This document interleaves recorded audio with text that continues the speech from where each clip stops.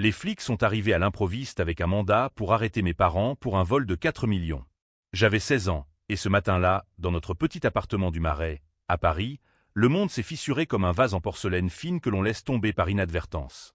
Ma mère, avec ses mains tremblantes encore imprégnées de l'odeur du pain frais qu'elle pétrissait chaque jour pour la boulangerie du quartier, s'est effondrée en sanglots quand les menottes d'acier ont cliqueté autour de ses poignets délicats. Mon père, cet homme droit comme un i, professeur d'histoire à la Sorbonne, a levé les yeux vers moi pour la dernière fois, un regard qui hurlait l'injustice muette, avant qu'on ne le traîne dehors comme un vulgaire malfaiteur. Je restais figé sur le seuil, le cœur battant à tout rompre, tandis que les voisins, ces curieux éternels des immeubles haussmanniens, collaient leur oreille aux portes mitoyennes. Un vol de 4 millions d'euros, avait clamé l'inspecteur principal, un type bedonnant avec une moustache jaunâtre qui puait le tabac froid.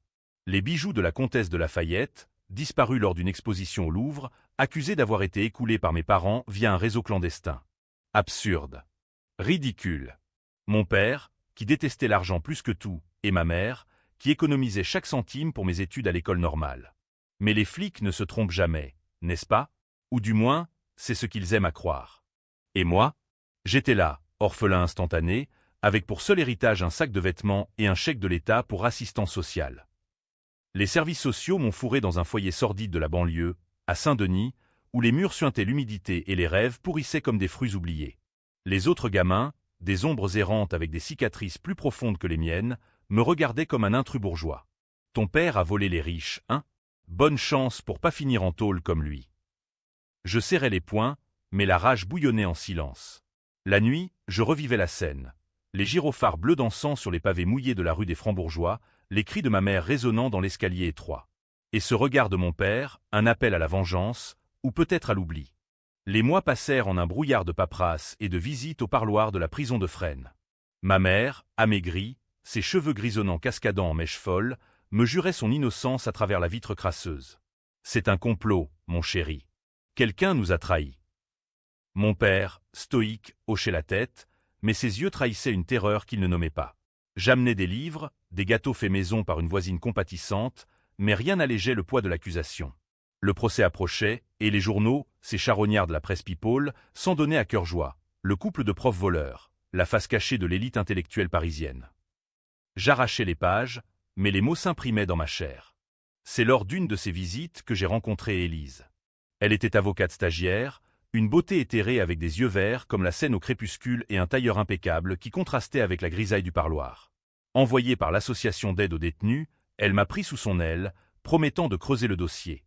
Il y a des incohérences, m'a-t-elle dit un soir, autour d'un café amer dans un bistrot de la place de la Bastille. Les empreintes ne collent pas parfaitement, et le témoin principal. C'est ton oncle, n'est-ce pas? Mon oncle Raoul, le frère cadet de mon père, cet homme jovial qui nous rendait visite tous les dimanches avec des bouteilles de Bordeaux et des anecdotes de ses voyages en Afrique. Raoul, qui gérait une petite galerie d'art dans le 7e arrondissement, un lieu chic où les collectionneurs se pressaient pour des toiles volées à l'histoire. Le choc m'a coupé le souffle. Raoul, le traître? Élise m'a montré les dépositions. C'était lui qui avait signalé des mouvements suspects chez mes parents, lui qui avait fourni les preuves, des factures falsifiées pour des achats de bijoux qu'il n'avait jamais faits. Pourquoi? L'argent, bien sûr. Raoul, endetté jusqu'au cou par ses spéculations foireuses sur l'art africain, avait vu dans ce vol une opportunité. Il avait monté le coup avec un complice au Louvre, un gardien corrompu, et jeté mes parents au loup pour empocher une part du butin. Mais les 4 millions? Disparus. Raoul les avait gardés pour lui, et maintenant, il paradait en homme intègre, interviewé par France Inter comme le héros qui a sauvé le patrimoine national. La rage m'a consumé cette nuit-là, dans le dortoir puant du foyer. J'ai griffonné des plans sur un cahier volé, des schémas tordus de vengeance. Élise m'a mis en garde, ne fais rien d'insensé, Alexandre. La justice suivra son cours. Mais la justice française, cette machine lente et rouillée, avait déjà condamné mes parents à 10 ans ferme. Le procès avait été un cirque, avocat d'État tonitruant, juges impassibles sous leur toge noire, et Raoul, avec son sourire carnassier, jurant sur la Bible qu'il avait agi pour le bien commun. J'étais le seul à hurler la vérité, mais qui écoute un gamin de 16 ans avec des larmes aux yeux? Pourtant, un secret plus sombre encore pesait sur ma famille, un que mes parents avaient enfoui comme un cadavre dans les catacombes. C'est Élise qui l'a déterré, fouillant les archives notariales. 20 ans plus tôt, lors d'un accident de voiture sur l'autoroute A6, mon grand-père avait tué un homme, un rival en affaires, et mon père avait pris la faute à sa place. gisant des mois à l'hôpital avec des fractures qui le hantaient encore. Ce mensonge fondateur, ce pacte de sang, avait forgé notre lignée en une chaîne de silence. Raoul le savait, bien sûr. Il l'avait utilisé comme levier. Si vous parlez, je révèle tout. Mais mes parents s'étaient tus, préférant la prison à la ruine totale. Je quittais le foyer à 18 ans, avec un diplôme de bac en poche et une haine aiguisée comme un poignard. Paris m'accueillit à bras ouverts, cette ville de lumière qui cache ses ténèbres sous des boulevards haussmanniens impeccables. Je m'inscrivais à la fac de droit à Assas, ironie du sort, financée par une bourse pour enfants de détenus. Élise devint ma mentor, puis mon amante, nos nuits entrelacées dans son studio de Montparnasse, où le vin coulait comme des larmes et les promesses comme des mensonges. « On va les faire tomber », murmurait-elle contre ma peau, ignorant que ma vengeance était déjà en marche, un poison lent que je distillais seul. Mon premier pas fut discret, une lettre anonyme à un journaliste de Libération, avec des preuves glanées dans les dossiers d'Élise. Raoul vacilla, mais se releva, accusant un chantage familial. Il contre-attaqua en me faisant suivre, des ombres dans les ruelles sombres du quartier latin. Une nuit, près de la Seine, ils m'attrapèrent, 2 gorilles à la solde de sa galerie. « Laisse tomber, neveu », grogna l'un d'eux, son haleine fétide de pastis. « Ton oncle est intouchable. » Je crachai du sang sur le trottoir, mais jurai en silence. Non, il ne l'était pas. Pas pour moi. Les années suivantes furent un labyrinthe de faux-semblants.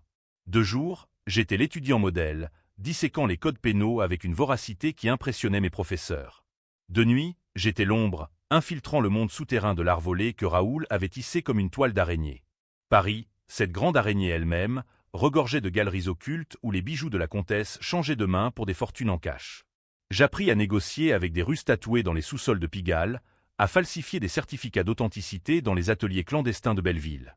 Élise suspectait quelque chose, mais je la tenais à distance, nos étreintes devenant plus rares, plus mécaniques, comme un rituel usé.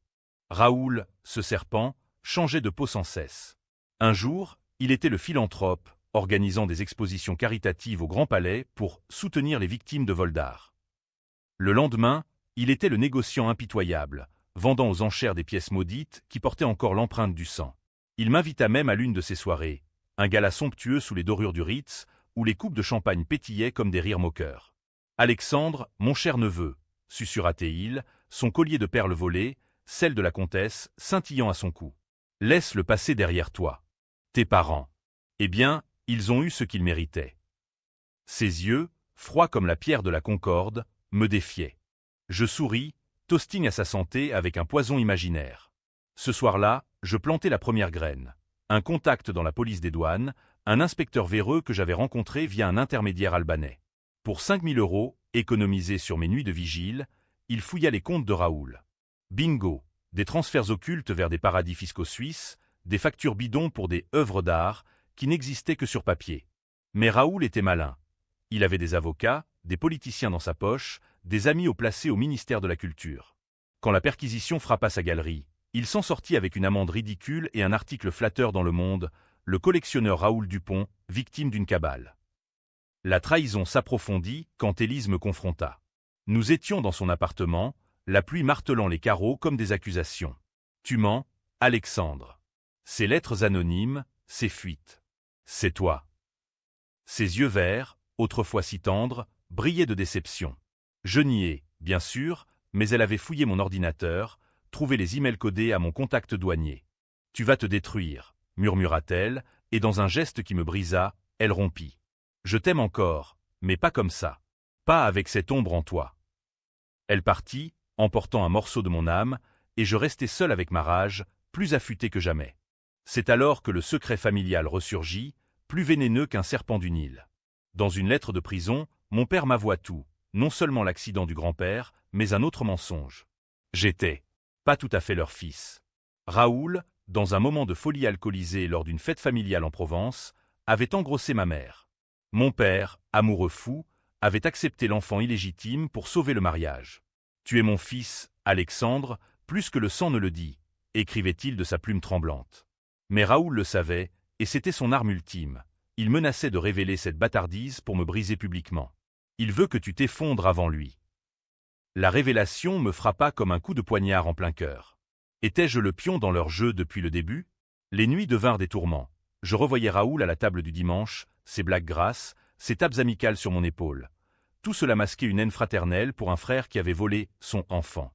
Ma mère, dans ses visites sporadiques, pleurait « Pardonne-nous, mon amour.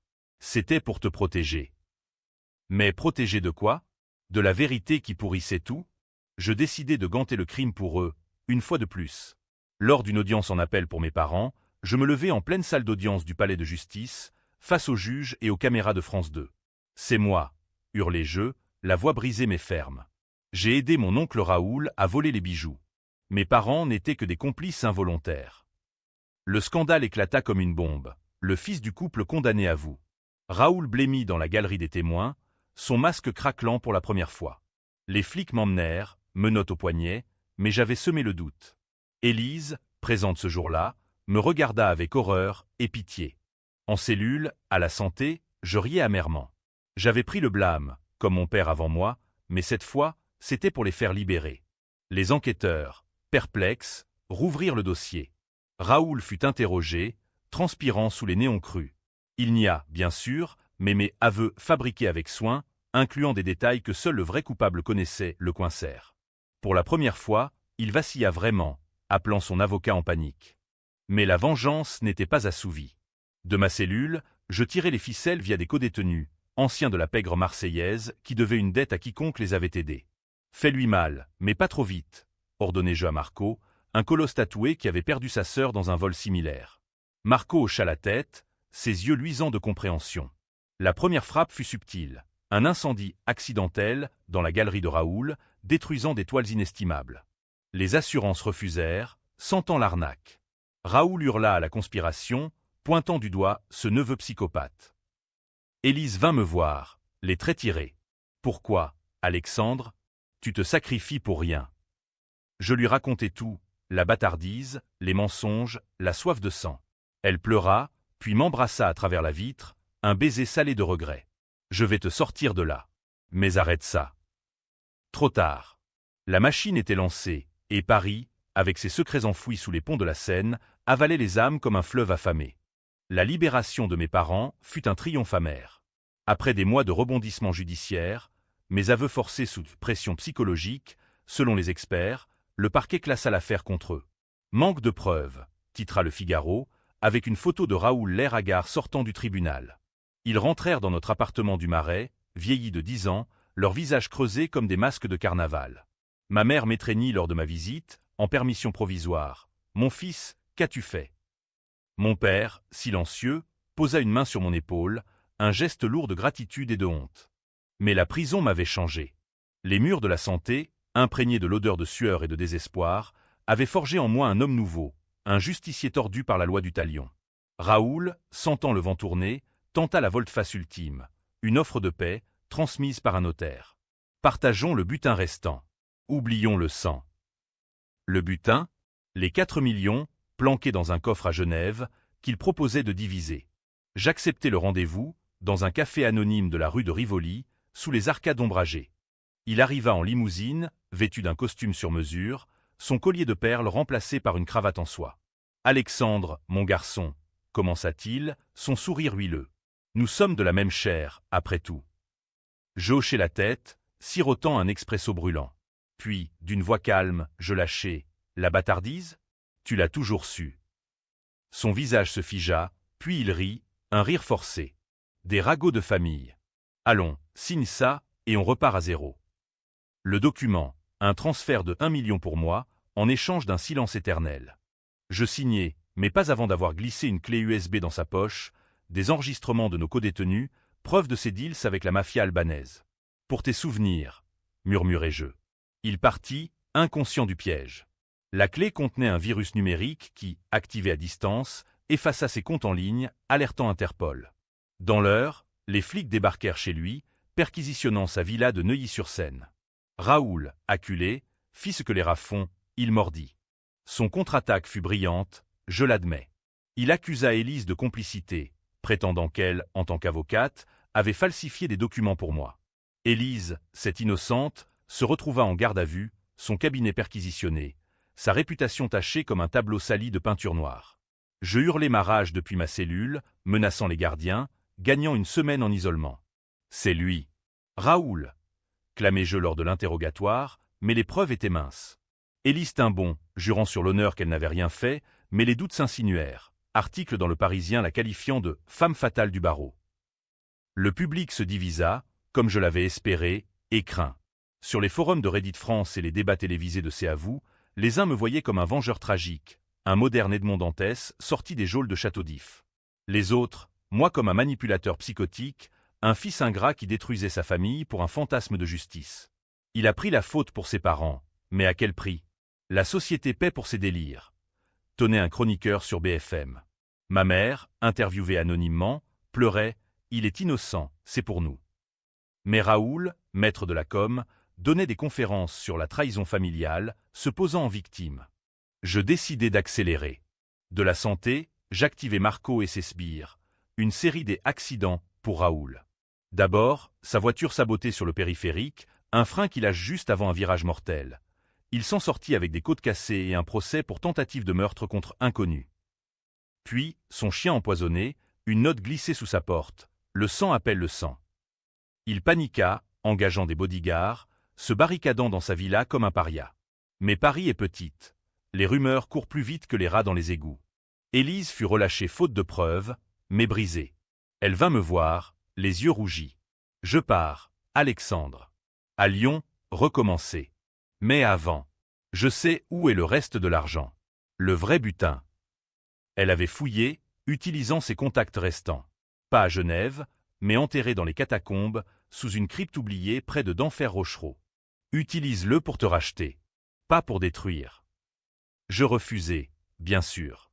C'est pour eux. Pour la justice. Elle secoua la tête. La justice? Tu es devenu pire que lui. Cette nuit-là, en permission pour raison médicale, un mensonge arrangé par un codétenu infirmier, je descendis dans les catacombes. L'air froid, chargé d'os et de poussière, me rappela les squelettes de notre famille. Avec une lampe torche volée, je déterrai la caisse. Lingots d'or, bijoux étincelants, 3 millions en coupures. Suffisant pour tout. Je remis la moitié à mes parents via un avocat anonyme, les regardant s'envoler pour un exil discret en Bretagne, loin des ombres parisiennes. L'autre moitié, pour la fin du jeu. Raoul a pris pour le butin, bien sûr. Il me contacta via un téléphone jetable. Rends-le-moi, ou Élise paie. La menace ultime. Il avait engagé un privé pour la suivre à Lyon. Je vis rouge, un rouge sanglant comme les pavés de la Révolution. Marco et moi planifiâmes le coup. Une embuscade sur l'autoroute A6, ironie cruelle, la même où mon grand-père avait tué.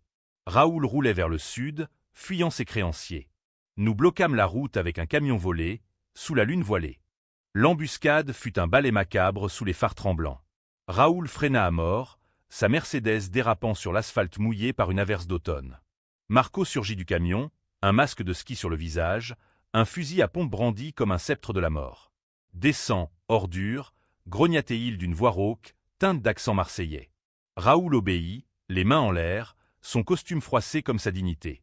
Moi, tapi dans l'ombre, je sortis, le cœur cognant un rythme funèbre. Neveu. Alexandre, balbutia-t-il, les yeux écarquillés de terreur. C'est fini. Prends l'argent, mais épargne-moi. Je m'approchai, sentant l'odeur de sa peur, âcre comme du vin tourné. Tu as trahi ton frère. Ma mère. Moi. Pourquoi? Des cailloux brillants. Il tomba à genoux, implorant, le sang. Nous partageons le même. Et Élise, si tu me tues, elle saura, elle te haïra. Je levai le pistolet, emprunté à Marco, froid contre ma peau moite. Un instant, l'hésitation. Tuer un homme, même un monstre, c'était franchir le Rubicon. Paris, au loin, scintillait indifférente, ses lumières moqueuses. La détonation retentit comme un coup de tonnerre, mais ce fut Marco qui tira, dans la jambe de Raoul, pas la tête. Pas comme ça, patron. Laisse-le souffrir. Raoul hurla, le sang coulant sur l'asphalte, formant une flaque noire. Nous le traînâmes dans le camion, direction une planque abandonnée dans les banlieues de Créteil, un entrepôt rouillé où les fantômes des usines mortes veillaient. Là, attaché à une chaise, il cracha sa confession. Oui, le vol, la falsification, la bâtardise utilisée comme arme. Ton père m'a volé ma vie. Il a pris ma femme, mon fils. Un twist qui me frappa. Ma mère l'avait aimé, un amour fugace, mais Raoul n'avait jamais pardonné. Je le laissai mariner des jours, le nourrissant de pain sec et d'eau croupie, comme en prison. Les nouvelles explosèrent. Le collectionneur Raoul Dupont enlevé. Soupçon sur le neveu libéré. Le pays se scinda en deux camps. D'un côté, les intellectuels du Café de Flore pleuraient un martyr de l'art, organisant des pétitions pour sa libération. De l'autre, les prolos de Barbès acclamaient le vengeur des opprimés, des graffitis sur les murs, justice pour les Dupont innocents. Élise appela, voix brisée. Arrête, Alexandre. C'est de la folie. Rends-le aux flics. Mais je raccrochai, sourd à la raison. Le chaos trao vint lors d'une nuit d'orage, foudres zébrant le ciel comme des veines ouvertes. Raoul, fiévreux, délirait. Tue-moi, finissons-en. Je sortis le couteau, la lame luisant sous la lampe à huile. Pas encore. Dis-moi où est le reste, les preuves contre toi. Il rit, un rire gorgé de sang. Dans ma tête. Et la tienne. Puis, le retournement. Il révéla que mon père, pour couvrir l'accident du grand-père, avait lui-même volé une petite somme autrefois. Rien comparé à 4 millions, mais assez pour noircir son nom. Ton héros est un menteur, comme nous tous. Le doute m'assaillit, un poison plus mortel que le fer. Étais-je le justicier, ou un fou vengeant des fantômes? Marco, sentant ma faiblesse, proposa « On le balance dans la Seine, corps et âme ». Mais je refusai. Au lieu, j'appelai les flics anonymement, laissant Raoul ligoter avec un magnéto enregistrant sa confession. Quand ils arrivèrent, il était brisé, suppliant la mort. « C'est lui. Mon neveu !» hurla-t-il, mais les preuves, l'enregistrement, les transferts bancaires le condamnèrent à perpétuité pour le vol originel, plus enlèvement et extorsion. La libération qui suivit fut un ouragan médiatique. Je sortis de la santé sous les flashs, acclamé par certains, hué par d'autres. Héros ou monstre? Titra l'Express. Mes parents, en Bretagne, refusèrent de me voir. Tu as trop versé de sang, mon fils. Élise, revenue à Paris, m'attendait au bistrot de la place des Vosges. C'est fini? Demanda-t-elle, sa main dans la mienne. Je hochai la tête, mais le mensonge planait. Le twist final frappa comme une lame dans le dos, des mois plus tard, lors d'une soirée ordinaire au Louvre, ironie suprême, là où tout avait commencé. J'étais redevenu étudiant, feignant la normalité, Élise à mon bras, nos fiançailles annoncées dans un dîner intime. Raoul croupissait à Clairvaux, sa fortune saisie, sa réputation en lambeaux. La vengeance semblait accomplie, un chapitre clos dans le grand livre des rancunes familiales. Mais au milieu des statues marmoréennes, un homme s'approcha, l'inspecteur principal de ce matin fatidique, moustache toujours jaunâtre, maintenant grisonnante. « Monsieur Alexandre Dupont » murmura-t-il, un dossier sous le bras. « Votre oncle. » Il a parlé avant de tenter le suicide. Mon sang se glaça.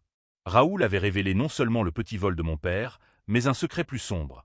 J'étais innocent de naissance, mais mon acte, l'enlèvement, était filmé. Une caméra cachée dans l'entrepôt, activée par Marco sans mon savoir, pour s'assurer. Les flics avaient la vidéo, moi, ordonnant la torture. « Le choix est vôtre », dit l'inspecteur, yeux froids. « Témoignez contre Marco, et on classe votre implication comme duresse. Sinon, 20 ans. » Duress? Pression? J'avais choisi chaque pas. Élise, sentant le drame, serra ma main, « Dis-lui la vérité. » Mais la vérité? Elle détruirait tout. Mes parents, ruinés par un nouveau scandale. Élise, éclaboussée par association. Je signai l'accord en silence, vendant Marco pour ma liberté. Il fut arrêté lors d'un deal bidon à Marseille, hurlant mon nom comme Judas. Traître! Après tout ce que j'ai fait pour toi. Le public, déjà divisé, explosa en débat enflammé. Forum en ébullition, émission radio où on me traitait de lâche opportuniste ou de survivant pragmatique. Il a sauvé sa peau au prix d'un ami, accusait un animateur sur France Info. Non, il a nettoyé la pègre, rétorquèrent les soutiens anonymes. Élise me quitta cette nuit-là, dans notre appartement du Marais, les murs résonnant de nos adieux. Tu es un poison, Alexandre. Même quand tu gagnes, tu perds. Elle partit pour de bon, emportant les bijoux, un collier simple, pas volé, que j'avais acheté avec l'argent légitime. Mes parents, appelés au téléphone, murmurèrent « Reviens en Bretagne. Laisse Paris te dévorer. » Mais je restai, errant les rues comme un fantôme, la vengeance un trophée amer. Le dénouement fut bitragique, comme une pièce de Racine. Raoul se pendit en cellule, laissant une note « À mon neveu, le vrai voleur d'âme. » Je lus ça dans Le Monde, assis sur un banc des Tuileries, la scène coulant indifférente. Étais-je le héros? Le monstre? Les lecteurs, vous jugerez. Moi, je marche dans l'ombre, attendant le prochain fantôme. Car à Paris, Les secrets ne meurent jamais. Ils se réincarnent, affamés de sang neuf. Fin.